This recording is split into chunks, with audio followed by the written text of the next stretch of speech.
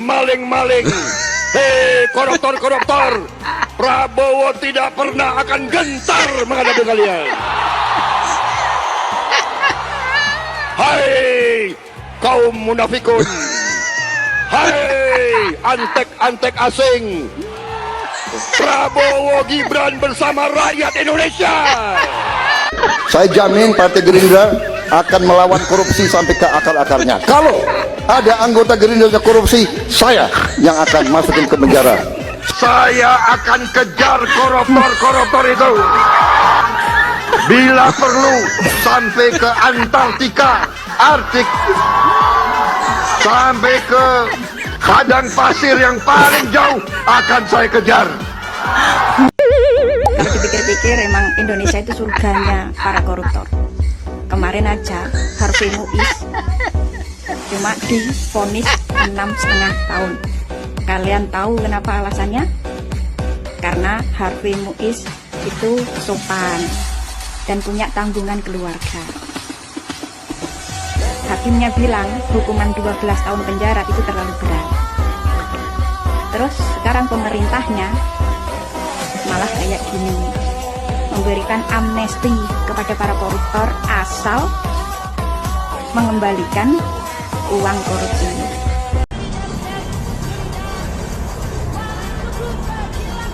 Yang bikin ringan vonis Harvey Muiz sopan dan punya tanggungan keluarga.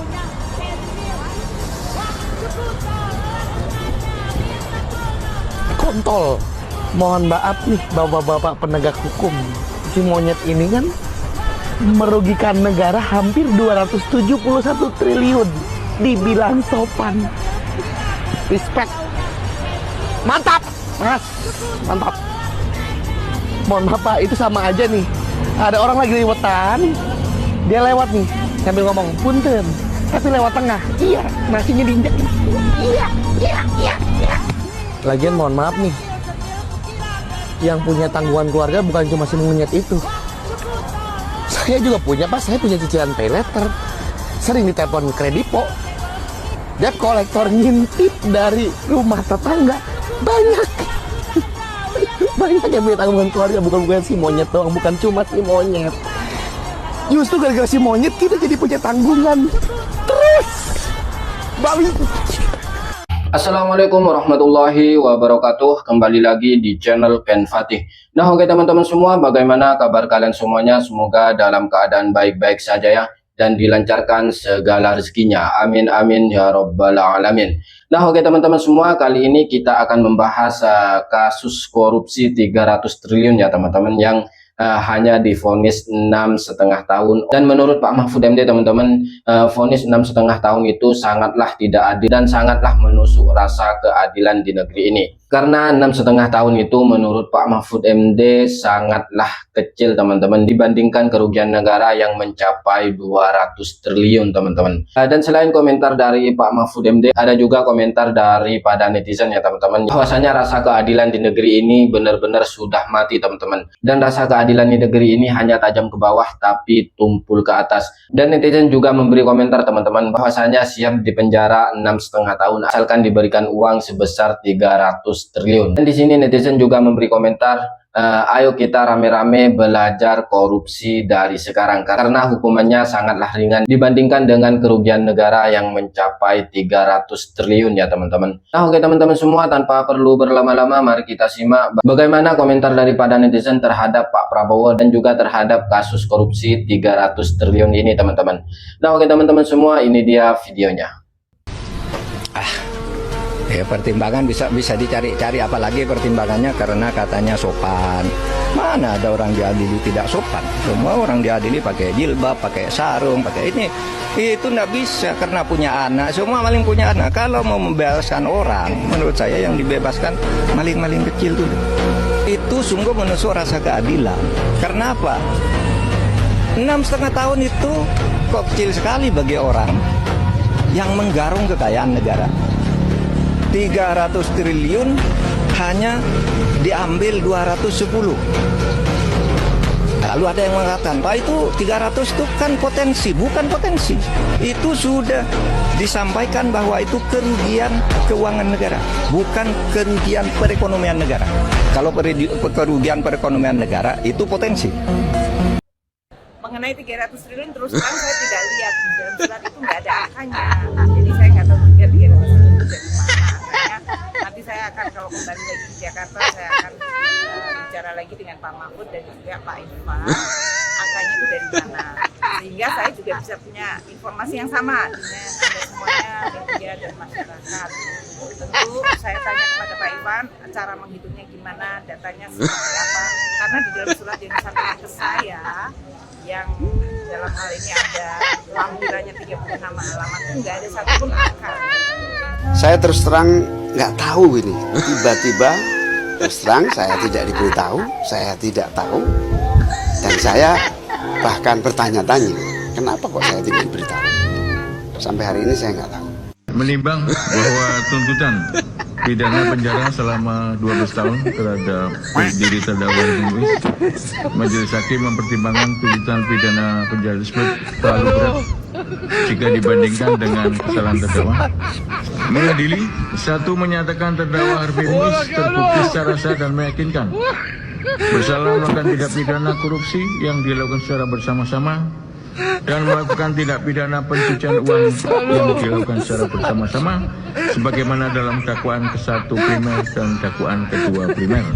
Dua, menjatuhkan pidana kepada terdakwa dengan pidana penjara selama 6 tahun dan 6 bulan dan denda sebesar 1 miliar rupiah dengan ketentuan apabila denda tersebut tidak dibayar akan diganti dengan pidana kurungan selama 2 tahun.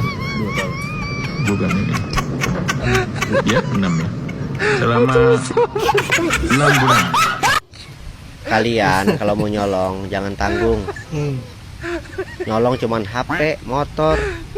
Uangnya nggak seberapa, tapi resikonya besar. Tuh kasih Muiz 300 triliun diponis hukuman cuma 6 tahun 5 bulan. Kalau bisa lebih dari 300 triliun. Siapa tahu bebas dari hukum. Salam Indonesia cemas.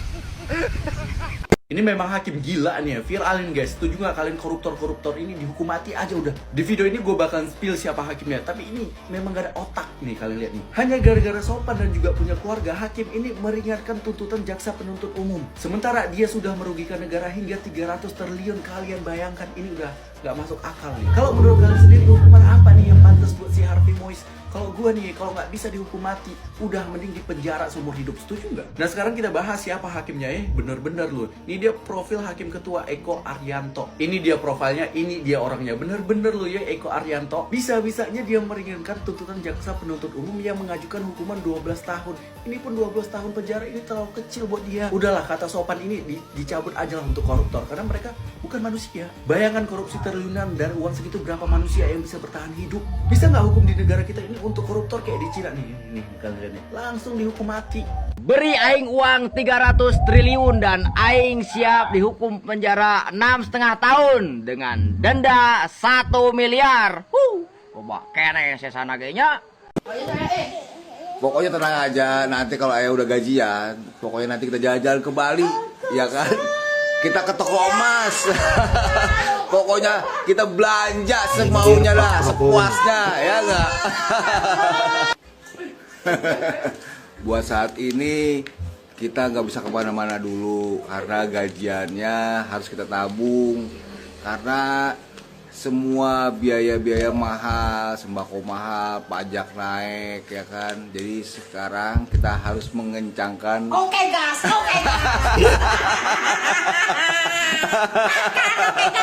Di mana-mana mah rakyat yang jadi beban negara.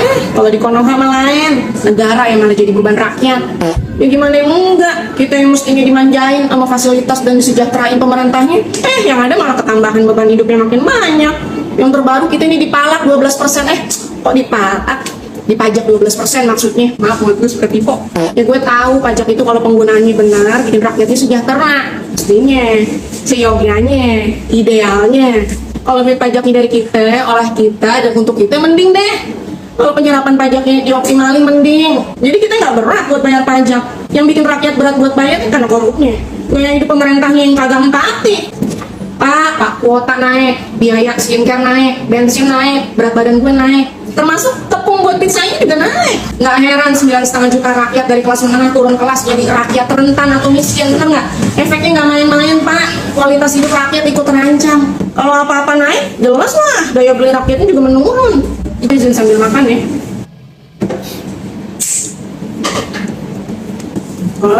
Meski katanya bahan pokok kagak naik, tapi kan bensin naik. Jelas lah buat ongkos distribusinya naik. Ya imbasnya bahan pokoknya naik dong. Akhirnya duit yang seuprit itu cuma buat memenuhi kebutuhan primer doang. Dampaknya penyerapan barang-barang industri ya bakal berkurang. Produksi berkurang, karyawan akhirnya berkurang juga alias PHK. Juga emak-emak gimana Pak? Mama mah udah sumuk, saban hari di rumah mulu. Cuma ada jatah jalan-jalan sesekali sebulan. Masa mesti nggak jalan-jalan sama sekali sih? Ngelola uang bulanan juga makin susah Pak. Moro-moro bisa nabung, dana darurat, dana pensiun segala macem pret. Apalagi kepikiran beli rumah keong nih. Bisa bakal makan besok pagi aja udah syukur. Bu Sri Mulyani juga kalau disuruh ngatur uang seuprit biar cukup sebulan bakal keder. Udah emang nggak ada duit, nggak pernah jalan-jalan. Ujungnya kena nih Pak mental kita. Efeknya jadi suka ribut sama pasangan nih kan karena duitnya kurang sehari-hari. Terus yang muda-muda yang kerja bapak-bapaknya trauma sama beban kerja. Karena kan beban hidup naik, tapi gaji kan kagak ikut naik. Gimana tuh? Akhirnya khawatir deh kita mau masa depan finansial kita. Emang gak dipikirin apa Pak sejauh itu? Ya udah dari gua mah semangat kerjanya buat kita semua. Ingat ada negara yang mesti kita biayain. Apa yang ngomong mulu mending makan ini aja. Aduh. Benar-benar kacau negeri ini ya teman-teman. Apakah betul yang dikatakan oleh Pak Prabowo beberapa tahun yang lalu ya teman-teman, bahwasanya Indonesia ini akan hancur atau tidak akan ada lagi Indonesia pada tahun 2030. Aduh, lucunya negeri ini teman-teman. Maling ayam aja teman-teman, maling ayam, maling HP, maling motor divonisnya sampai 5 tahun teman-teman. Tapi ini maling uang rakyat sebesar 300 triliun teman-teman. Bayangkan 300 triliun hanya divonis 6,5 tahun. Dan juga denda hanya 210 miliar ya teman-teman. Bayangkan teman-teman 300 triliun hanya divonis 6,5 tahun. Bayangkan teman-teman korupsi 300 triliun hanya divonis 6,5 tahun. Aduh kacau-kacau. Ayo dong Pak Prabowo buktikan bahwasanya Anda itu adalah macan Asia. Buktikan pidato Anda sebelum menjadi presiden yang berteriak-teriak sampai memukul meja saking semangatnya teman-teman, yang katanya akan memberantas para koruptor sampai ke akar-akarnya dan juga akan mengejar para koruptor walaupun sampai ke Antartika sekalipun. Kalau perlu akan mengirim orang-orangnya katanya teman-teman untuk menangkap para koruptor. Nah buktikan sekarang ini ada orang yang merugikan negara, ada orang yang merampok uang negara sebesar 300 triliun kok cuma dihukum 6,5 tahun dan juga dendanya hanya 210 miliar. Ayo dong Pak Prabowo buktikan kalau Anda itu adalah macan Asia, bukan meong Asia. Nah oke teman-teman semua, sekian dari saya. Wassalamualaikum warahmatullahi wabarakatuh.